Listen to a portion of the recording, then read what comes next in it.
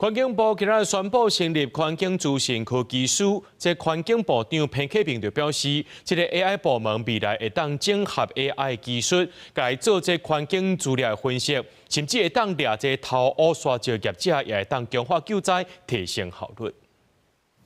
前一阵啊，真侪志工朋友进入花莲光复乡斗救灾，不过却因为无统一的整合机制，人力运用较三无长。环境部长裴启明指出，这届虽然有50万名的志工投入救灾，不过因为无运用 AI 来整合，环境部敢若用到2000至3000的志工尔。志工要去哪里帮忙？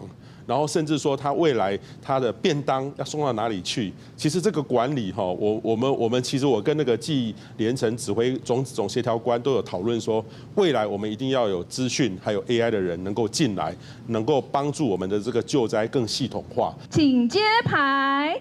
环境资讯科技司正式成立。为着要因应时代变化，环境部宣布成立新的部门——环境资讯科技署。这是一个全新的 AI 智慧部门，也会当叫做 AI 署。环境部希望透过 AI 来整合台湾所有的环评资料，包括空气、水质、废弃物等等，来建立做资料库，也会当透过 AI 技术来建立救灾效率。政府的治理呢，必须还有 AI 的运用，都要从资料开始。其实数发部在今年也有资料汇流的这个计划，整合的计划，那也有要推出这个资料创新条例。另外，环境部也计划未来会修正废弃物清理法，规定沙石仔车拢爱装 GPS， 透过 AI 结合 GPS 的比对，来抓违法偷污沙石仔、污乱开垦的业者。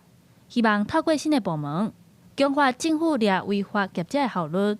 记者陈阿轩、林秀凯台北报道。